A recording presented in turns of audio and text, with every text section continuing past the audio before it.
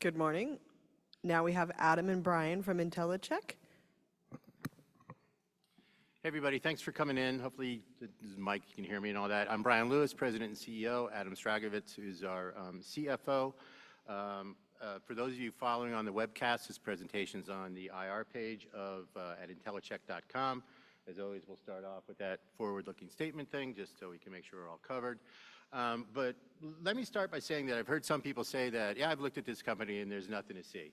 And I want to start out by saying, you looked at the old Intellicheck, right? And because what I'd say is just a few short years ago, we were only doing 1.6 in recurring revenue. Last year, we were doing 20, right? So quite the difference in what we've done, right? Already in Q1 of this year, with upsells and renewals, with price increases, we renewed $10 million in ACV. Shows how sticky we are with our customers.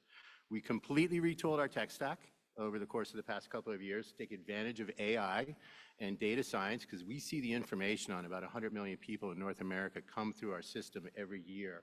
So that also is going to allow us to really drastically reduce our core processing costs. We've also wildly diversified our client base. You know, we used to be very tied to retail credit cards. Now we're growing very quickly in retail banking, in email, background checks, which I am very, very excited about. Logistics and shipping, because the amount of theft and fraud that happens there is tremendous. You know, and small but growing, you know, is social media. And, you know, I'll just get to that right away, right? Everybody talks about when social media going to come live. They're live, right? We have contract signs, we have purchase orders, and we're processing transactions from them.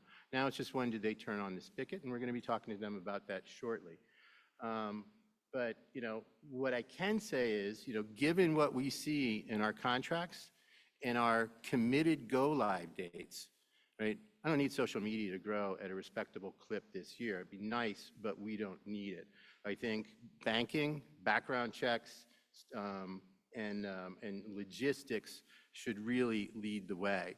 So, you know, I just want to preface the story with that, you know, because I want to tell you why we're different and relevant, right? Which Gartner, in their last report, said that we are unique in what we do, and we're the only ones with what they call privileged access to information to accurately identify a fake or fraudulent ID. So that really explains why we matter, okay? So let's just start off with the magnitude of the problem, right? Fraud continues to go up, and this is financial fraud. Right? There's also all the other kinds of fraud about stealing your identity. Our CTO's niece was arrested because somebody stole her nursing credentials and ID and pretended to be a nurse. The cops came up and got her. So this is a much broader problem than just financial theft. But last year, 27 billion, that was up significantly, right? 16 billion in account takeover fraud. That's what happens to the banks. We have a bank who tells us that every month in one of their branches, they get hit for one transaction of about $40,000 or more. So it is a pretty big issue, right? And that's what we solved very quickly, very easily, and I'll talk about some of our competitive moats, right? Now, here's what most people do, and afterwards, I've got six licenses in my wallet. Hopefully TSA doesn't catch me, but come by my booth and see if you can pick out the fakes. I love doing this game. I do it at airports. I did it last night at dinner. Nobody can figure it out. And the reason for that is most of these come from China. They've got every hologram. They've got every design. And by the way, this real ID thing, what a baloney thing that is. Every one of my fakes is a real ID. Within 30 days, the real IDs are for sale in China, right? So it doesn't work. And what our competitors are doing is using a machine to do what your eye does. Doesn't matter if everything's already there. Okay, what we do is we have been working with the DMVs since they started out with barcodes. We taught them how to do it. That means we have access to information that is in those barcodes that are hidden security features, okay? And the important thing is no two states, no two provinces, no two US territories use the same barcode. There are 250 of them in circulation today. So great, competitor gets one, you got 249 to go before you can even compete with us, and you can't figure this stuff out with AI. It doesn't work that way. AI and machine learning makes it really easy to copy what's on a physical document doesn't mean you can figure out what's in that barcode. There are things like digital signatures, you know, everybody knows public-private keys. That's all that kind of stuff that's in there. We know those things, right? So a couple other things, right? Again, we authenticate close to 100 million people, right?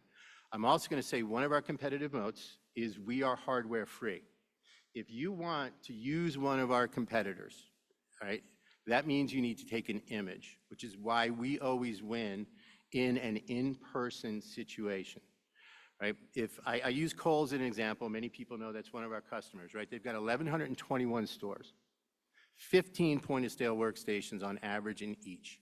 If they wanted to use one of our competitors who needs a digital image of that document, they'd have to buy a scanner. That scanner, even discounted, is $600, right?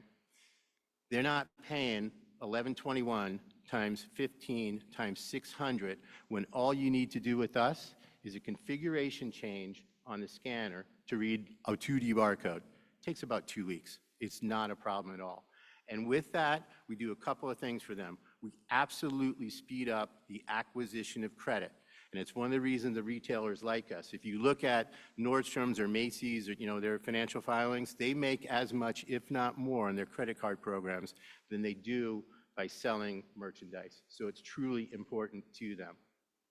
Okay, so really important. And the other thing is, none of our competitors, we believe, can say so many law enforcement agencies use them. Law enforcement are the only people that can supposedly go back and check against the database to make sure that the license is real.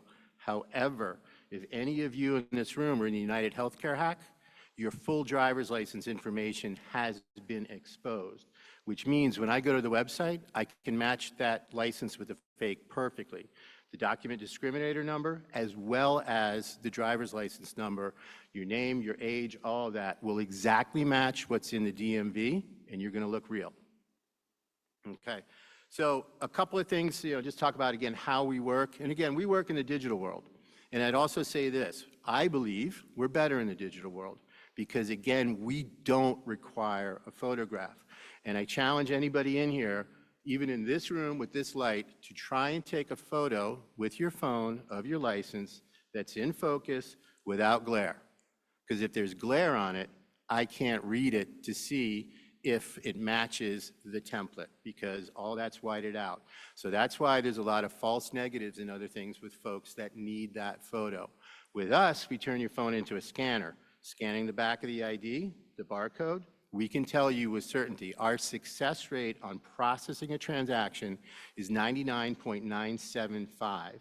Right? And what we're told from our competitors, but we, you know, from our customers we've taken competitors away from, it's about 85%. So that increase in transactions means a lot more revenue for them because, you know, everybody gets, they want to cut their fraud, but they get bonused on new customers. So we're helping them bring on new customers much more quickly. Okay? And again, super simple, frictionless. You know, the scanner in a bank can read it. Your phone can read it. The scanner in a store can read it. Simple configuration changes for everything that we do. You know, why I feel that we are positioned for success, you know, as I said, you know, 100% renewal rate. And I kind of look at our business as two separate businesses. The previous management had spent a lot of time trying to sell into bars and restaurants. I hate that business. It's a pain in the butt to support. And they go out of business, right? So we have churn over there because the bar and restaurant goes out. 100% renewal rates of any customer that matters. And, you know, I did a study on this a couple of years ago. And our average financial services customer within the third year is spending about 3 times what they started with us in year 1. So we see significant growth in use cases, and we also build in contractually price increases every year because, you know, they find that much value.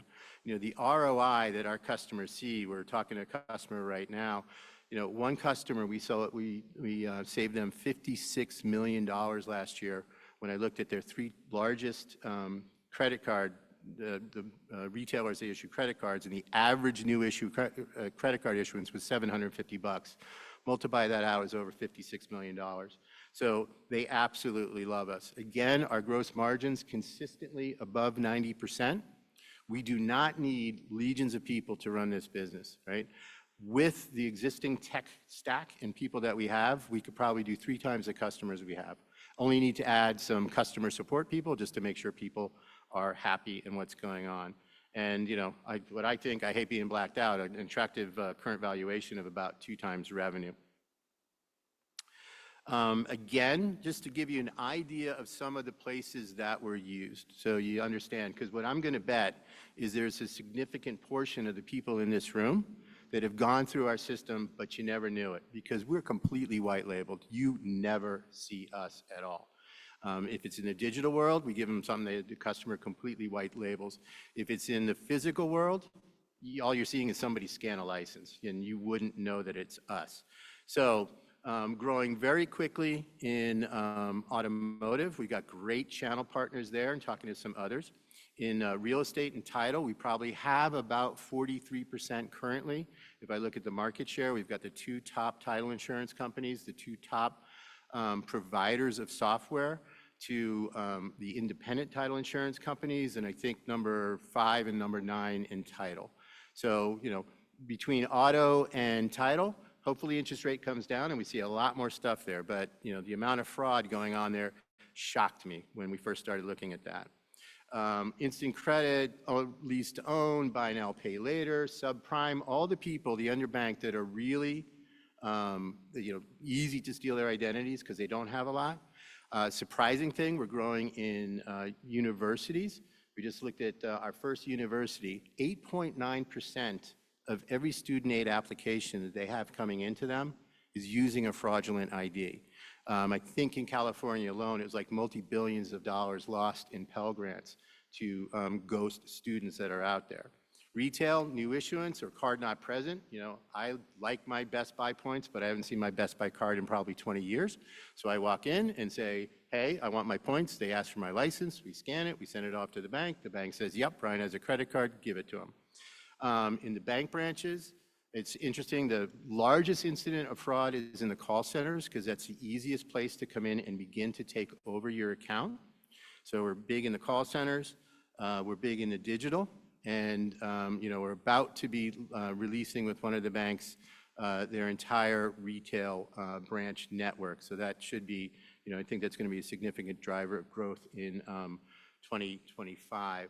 And then employee onboarding. This is one of the areas that really excites me. This partner we have does a lot of the background checks for many of the big box stores. And currently right now, everybody needs to make sure that people are really legal citizens and they're doing things, and most of the time they're using fake IDs to get hired. And then also in a lot of areas, email and social media, it's account reset and validation. So that's kind of the bigger areas, everything from property management to, are you the right person when you're walking into a manufacturing plant?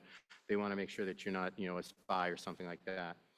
Now, one of the reasons that people like what we do, again, is this proprietary barcode that only we have, right? That's our database. Nobody else has it. And, we update that all the time. Near 100% decisioning, we're going to give you an answer. Our competitors cannot say that. Again, no new hardware. I think that's a serious competitive moat, right? No bank wants to pay $10, $12 million for hardware for their retailers, and the retailers certainly don't want to pay for it either. A whole bunch of stuff about the other things we do.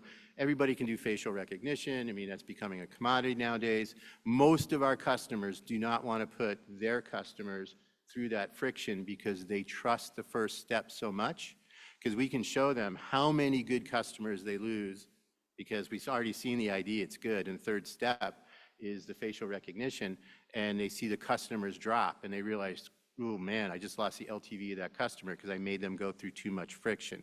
With us, they decide that they don't need to do it. All right. So, we can do straight document. We can do OCR, make sure what's on the front of the document matches what's in the authenticated barcode. And then we can also do facial recognition. In the digital world, we can also do a whole bunch of things. Geolocation, does the phone number actually match the name of the license? Does the address of the billing match what's on the phone, match what's on the driver's license? So additional risk signals if people want to do things like that. In addition, again, we're talking to our customers now. each one of our customers sees what they see. We see what they all see. And how do we then use, we've got some really smart data scientists looking at what can we do with that data to partner with our customers. This to me would be like a 2026 initiative to say, what can we do with that data to help their processes work better, right? And again, some other people might say, okay, we're doing 1 billion people, but we're not trying to get into India, right? We don't care. That's not our forte. Nobody does what we do here in North America, and that's where we are playing. We're very focused on that. Even though we're a small company that a lot of people might not have heard of, we've got really big name players, right? And when I got on board, this is what I first did. I went after these guys. I was shocked that they didn't make us put code in escrow because, again, 1.6 million in burning cash, and they didn't. But we have, top 10 bank, 400 billion in assets, one of the top 5 credit card issuers. Another one with 2 million accounts, one of the top 3 credit card issuers. Top 10, 15 bank with over 2 billion in assets, right? So these are not small potatoes. Our clients are real and big, and the thing that is phenomenal about these, our top first banks will get on the phone. We got the 3 last regional banks we had because the heads of fraud at those banks got on the phone with the heads of fraud at our prospects, and they tell them, you really need to use Intellicheck. Okay, so 2024, I just want to bring out some significant call-outs, on what we've done. So one of the biggest banks, they bought a new bucket, that they thought would last the year. They do not expect that to work out, and we're now renegotiating a new contract with them, so they are growing very quickly. The top title insurance company signed up with us and is about to go live. We've got a lease-to-own company that is now going live, over 1,700 locations. Again, a private university with that ridiculous fraud rate going on.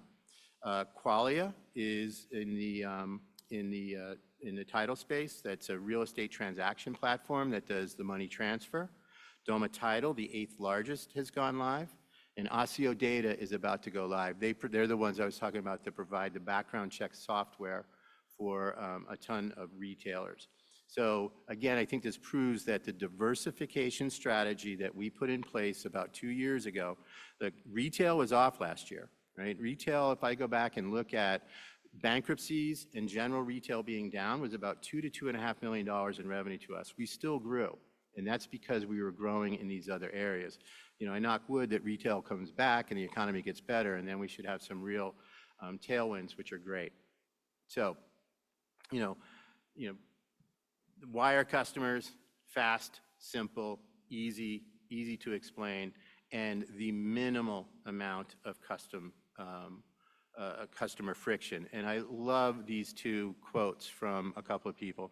So the head of fraud at one of the largest banks out there said, we are a true game changer in stopping fraud, top 5 of all time, which is why he recommends us to everybody. And before the New York State DMV and SLA started using us, they ran 1,000 through us. We caught every single one of them. So I think that says a lot. You can go look at this. Who cares? Just a bunch of non-attractive people, but that's our management team. And then some financial highlights of Q4 2024. So 5.9 million in total revenue. The company used to be very, very into hardware, which I hate. I got us completely out of that. We are nearly 100% SaaS now. Sometimes we'll buy, some minor hardware for people. So 5.9 million in SaaS. Gross profit margin at 91%. Currently cash and investments of 4.7, stockholders equity of 17, and we have 0 debt. We've got a very, very, very clean cap table.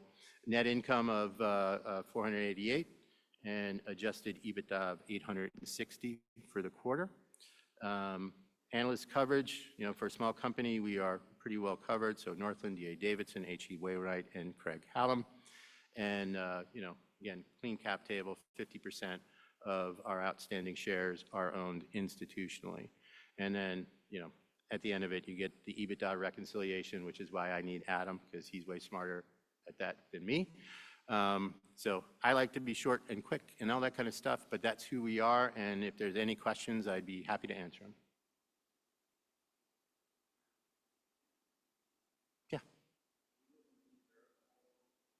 They aren't doing anything, and the hard part about a lot of things like E-Verify and TSA and everything, they're closed-loop systems.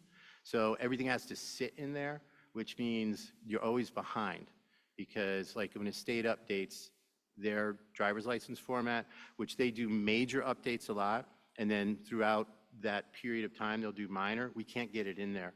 So it's not always super accurate. But that's one of the reasons that we're working with the background check companies, because they can sort of then present that to E-Verify on our behalf. Yeah. Azure to AWS, correct, yeah. Yeah, we actually, we brought our second largest client live on Monday. We've moved over.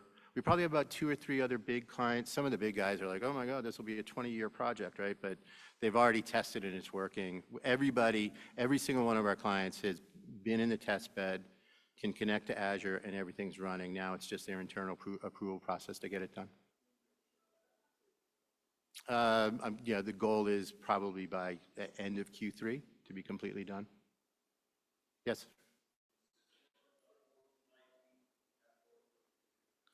So that's sort of one of the problems about every other form of ID. Other than a passport or a passport card, there is nothing in there that you can use to definitively say it's real.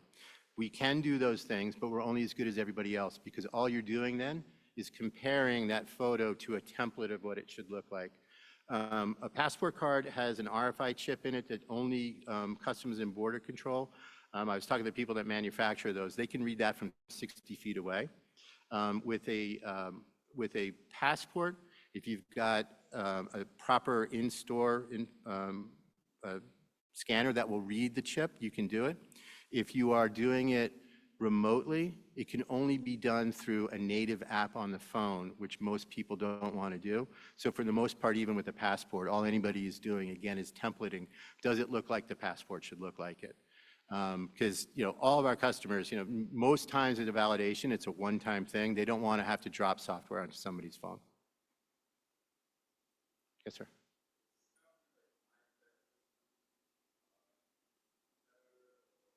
What I'll say is, and here's where I look at it. There's Mitek, Jumio, Socure, Authentic ID, Authentics, Verif, all do it that way. They all do what I described on templating, right? And they all talk about AI and machine learning.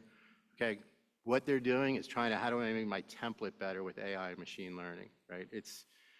I think it's a lot of marketing. They all do it the same way. They're the ones, when we go head to head, we win. We just had 3 wins where we were in head-to-head tests with one of each of those. We won every single one of them. Yes. Mm-hmm.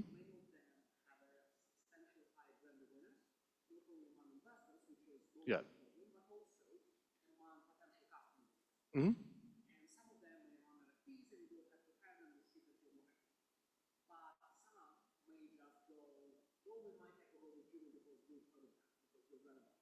Yeah. So I got rid of all of our internal marketing and I outsourced it to a company out of Silicon Valley who's been very good at working with, high-tech, high-growth companies. They've already, since our customer engagement is up about 200% in 2 months because of everything they've done to the website and all of that. And we are using stuff, right? The fact that Gartner is saying what they're saying about us, we're using that in everything. Because I will admit, that's our biggest hurdle. Everybody thinks because everybody is the same when they hear of us, oh, you must be just like them. Like, no, no, no. Give me 15 minutes, I'll show you why we're different. And when that happens, light bulbs go off and things start moving. Cool. Anything else?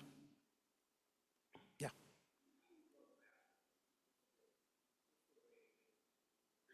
My big thing is, a lot of it, I believe, is going to be through partnerships, right? And finding people that are already in the spaces that we want to be in. For the mid-tier banks and things that don't have their own back office and run their own operations, you got the Alloys, Jack Henrys, Galileos. We're in advanced contract negotiations with some of those folks now.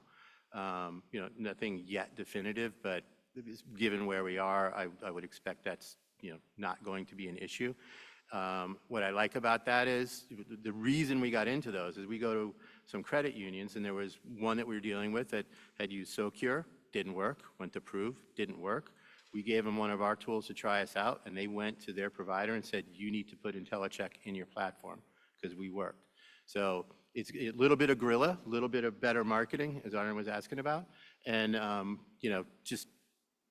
think upgrading, and one of the reasons we brought in a new head of sales, a guy that was very, very successful at Ping Identity.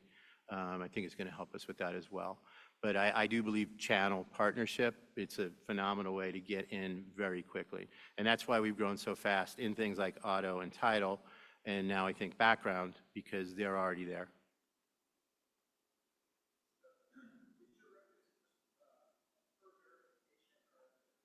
Yeah, we'll have implementation fees when we're bringing somebody in, but it is people commit. And what we've moved everybody to, like our large banks now are going with, they commit to 3 years with a minimum floor, but if they grow, they can up it in years 2 and 3, which, my whole point in that is I want to be able to start, part of our hard part is when we were really transactional in arrears, very hard to give you guys guidance so you could tell us. Now I can say we signed definitively X amount of TCV, and I think the hook's coming for me. So, all right, so thanks everybody. We're booth 509. We're slammed, but if you want to stop by and I've got time, I'd love to talk to y'all. So thanks, have a good one. Good job. Here, let me give you back your